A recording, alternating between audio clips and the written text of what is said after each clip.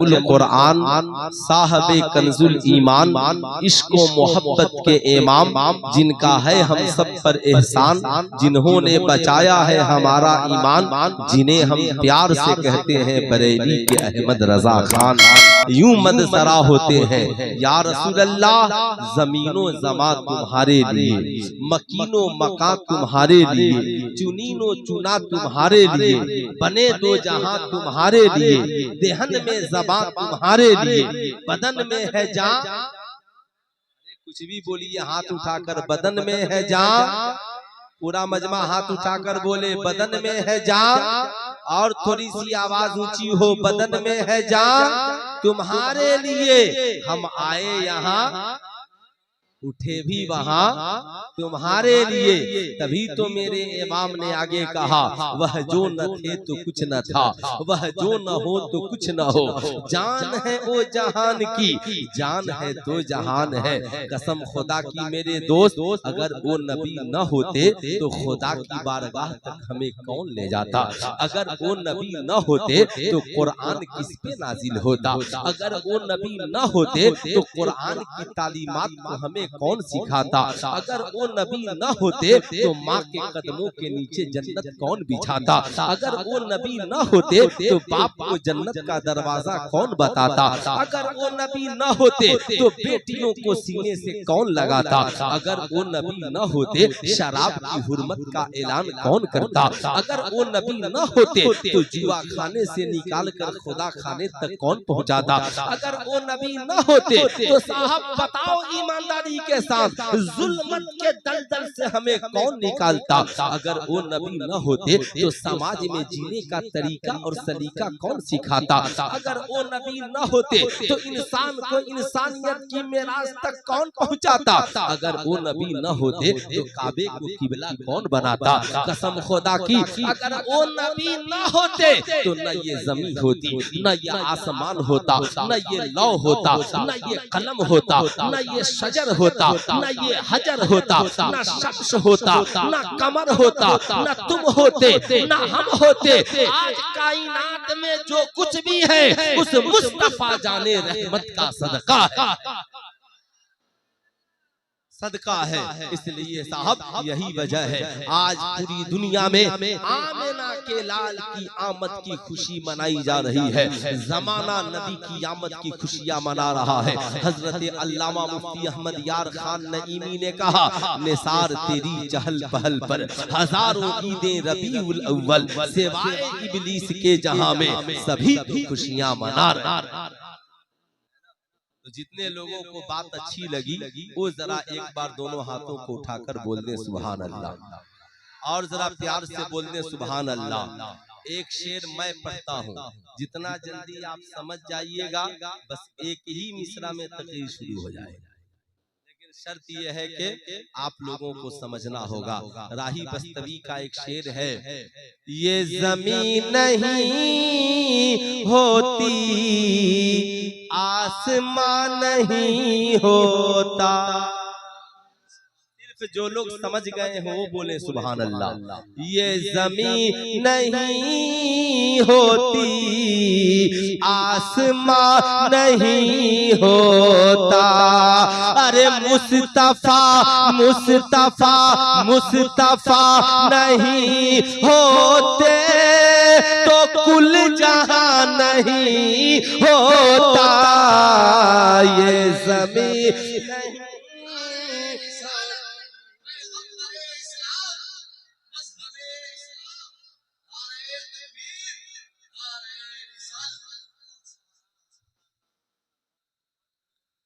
देखिए, इसे मैं यहाँ रख दे रहा हूँ, जिन्हें अच्छा नहीं लगा हो इसे लेकर के जा सकते हैं। समझ रहे हैं, इसे लेकर के जा सकते हैं, और जिसे अच्छा लगा हो वो हाथ मिला भी सकते हैं। है ना, अपने घर में हूँ। याद रखें कि खाके करबला इतनी मोतबर नहीं होती, खाके करबला इतनी मोतबर नहीं होती। गर मेरा हुसैन उस पर, गर मेरा हुसैन उस पर, गर मेरा हुसैन उस पर मेहरबान नहीं होता, ये ज़मीन नहीं होती, आसमां नहीं होता। मुस्तफा मुस्तफा नहीं होते तो ये जहां नहीं होता, ये ज़मीन नहीं होती, आसमां नहीं होता। माशाअल्लाह, बहुत अच्छा आप लोग सुन रहे हैं। अब मैं इससे आगे नहीं पढ़ूंगा, सब बचा करके रखिए, है ना। मेरे बाद भी आपको शायरी समाप्त करनी है। मैं तो यूं ही मोहब्बत में पढ़ दिया ताकि आप लोग बेदार हो जाएं। बस मेरी एक ख्वाहिश है, अगर उसे आप लोग चाहें तो मुकम्मल कर सकते हैं, है ना। बस आप लोग मुकम्मल कर सकते हैं। एक शायर से फांसी के वक्त पूछा गया तुम्हारी आखिरी ख्वाहिश क्या है, तो फांसी देने वाले से उसने कहा मेरी आखिरी ख्वाहिश ये है कि मेरी जगह पे आप हो जाइए और आपकी जगह पे मैं हो जाऊं। आखिरी ख्वाहिश का आखिरी ख्वाहिश यही है, मेरी जगह पे आप लटक जाइए और मैं आपकी जगह पे हो जाता हूँ। कहा कि इस ख्वाहिश की तकमील नहीं हो सकती। मुझे भी लगता है कि आगे जो कुर्सियाँ खाली हैं, मेरी ख्वाहिश है कि आप लोग उसे पूरी कर दीजिए।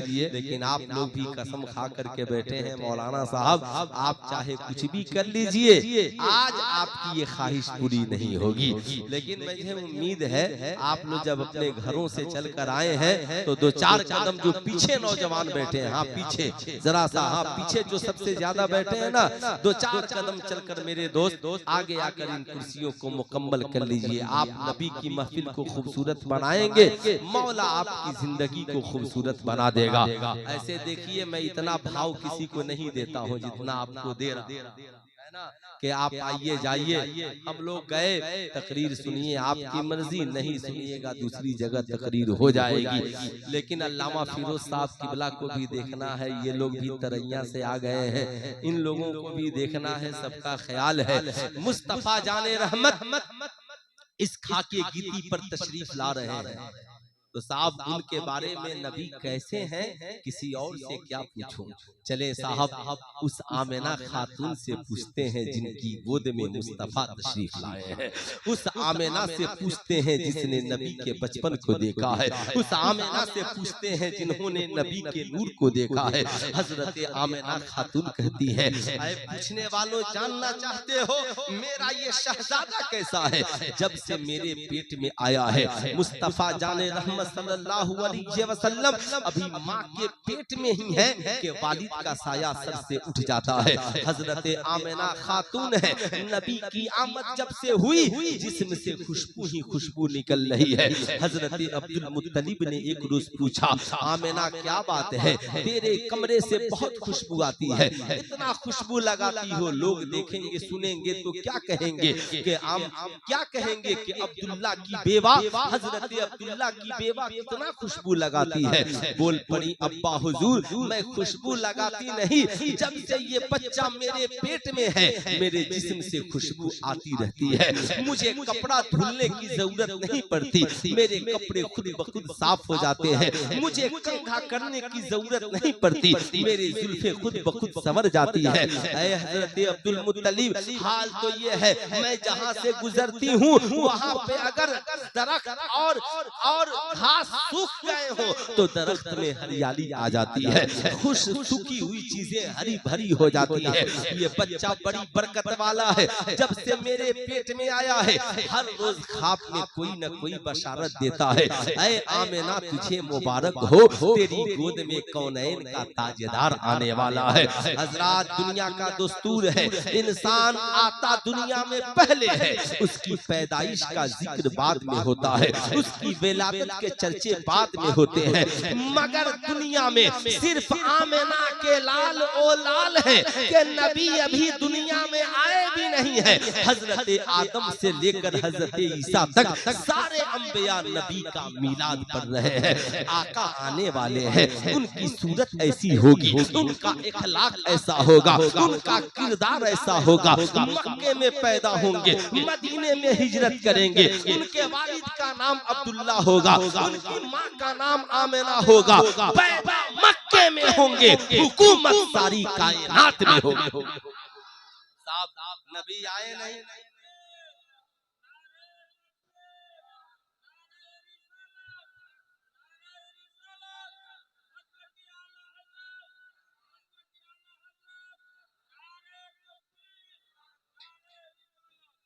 अब देख लीजिए, इधर नारा लगा, उधर एक बेचारा हमारी कौम का बच्चा सो गया।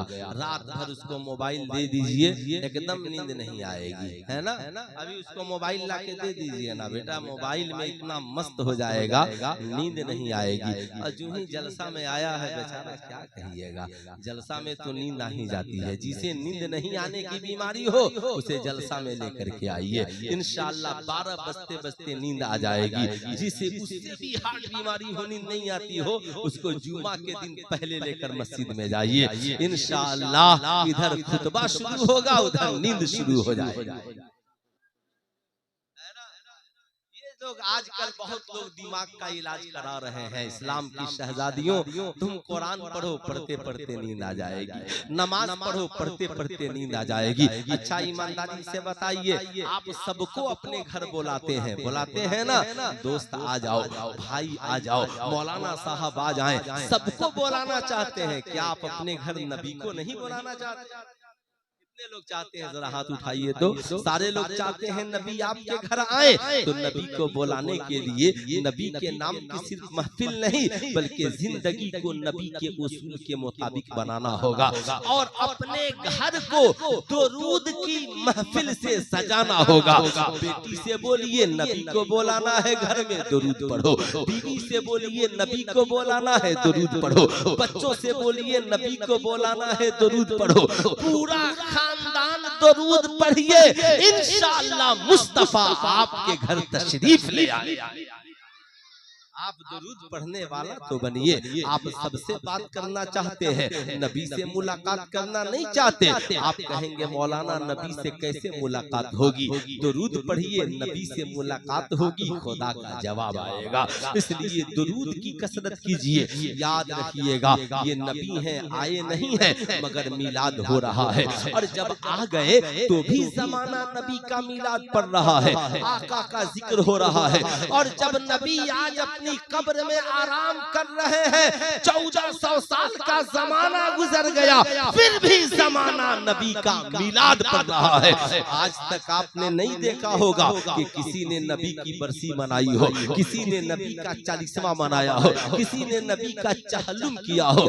आप कहेंगे मौलाना क्यों? इसलिए कि नबी कल भी जिंदा थे और नबी आज भी, जरा हाथ उठाकर बोलिए, आज भी जिंदा है। हिंदुस्तान में आलिम बहुत गुजरे, मगर 14वीं सदी से लेकर अब तक जितने आलिम गुजरे, सबने किताबों में देखकर, किताबों में पढ़कर बताया नबी जिंदा है। मगर वाह रे मेरे इमाम, इमाम अहले सुन्नत अहमद रजा, तेरे इश्क का जवाब नहीं। तूने किताबों में पढ़कर भी बताया नबी जिंदा है, और तूने नबी के रोजे पर जाकर आका को अपनी आंखों से देखकर भी बताया तू जिंदा है वल्लाह, तू जिंदा है वल्लाह, मेरे चश्मे आलम से छिप जाने।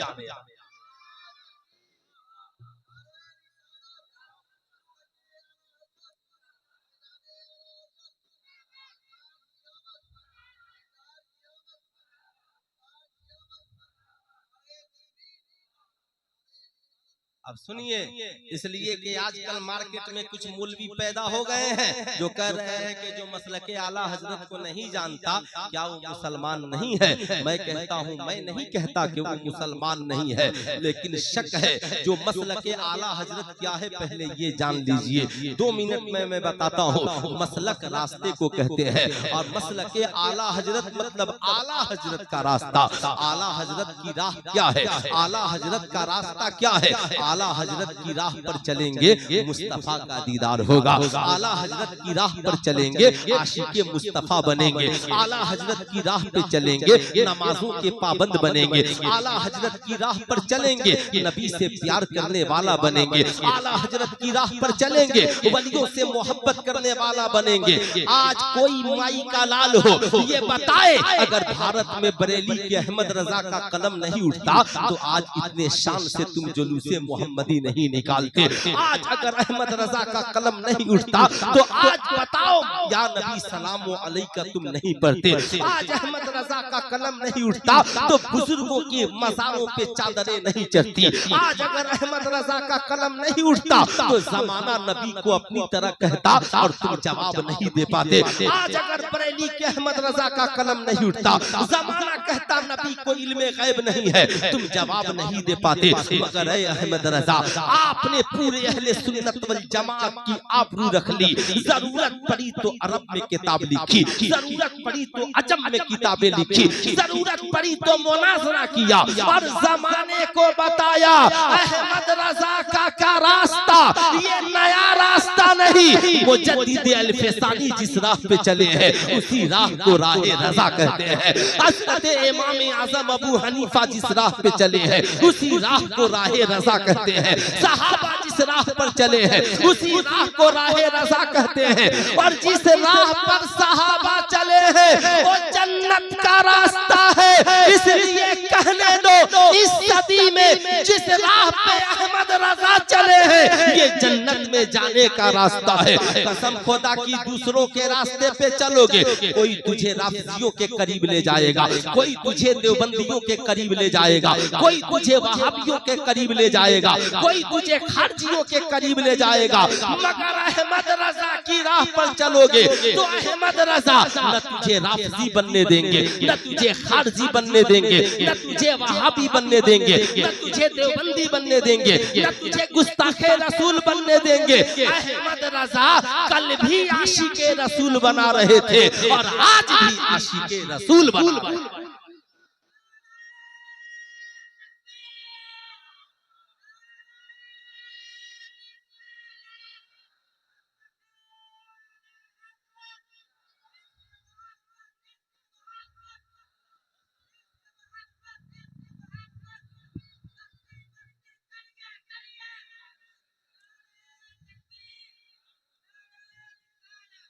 इसलिए जो लोग मसलके आला हजरत का इनकार करते हैं उनके लिए खतरा है। राफिजियों के पास जाके कहीं राफिजी न बन जाए, खारजियों के पास जाकर के कहीं खारजी न बन जाए। इसलिए राहे रजा को अख्तियार कीजिए। लाख कोई दाढ़ी टोपी वाला मुल्ला मौलाना आपको मसलके आला हजरत के खिलाफ भड़काए, आपको भटकने की जरूरत नहीं है। जमाने को ये बताना है उन्हें जाना उन्हें माना, न रखा गैर से काम। लिल्लाहिल हम्द में दुनिया से मुसलमान, हमद में दुनिया से मुसलमान गया। अल्लाह अल्लाह मुस्तफा जाने रहमत की आमद की घड़ी है। हजरत आमिना खातून कहती है ए दुनिया वालों, जब ये बच्चा मेरी गोद से निकला, मेरे पेट से बाहर निकला तो मेरे जिस्म से एक नूर निकला और ऐसा चमका, ऐसा चमका, ऐसी रोशनी हुई कि मैंने उस नूर में मुल्के शाम के महल्लात को देख लिया। अब साहब जिसने देखा उसने कहा नबी नूर है, और जिसने नहीं देखा माज़ल्लाहु आज कहता है नबी हमारी तरह बशर है। मैं कहना चाहूंगा नाना, हम अहले सुन्नत वल जमात का अकीदा है नबी सिर्फ बशर नहीं है, नबी बशर भी है, नबी नूर भी है। बशर न होते तो चलने का तरीका कौन बताता, बशर न होते खाने का सलीका कौन बताता, बशर न होते सजदा करने का तरीका कौन बताता, और नूर न होते तो अंधेरी कब्र को हमारे कौन जगमगाता।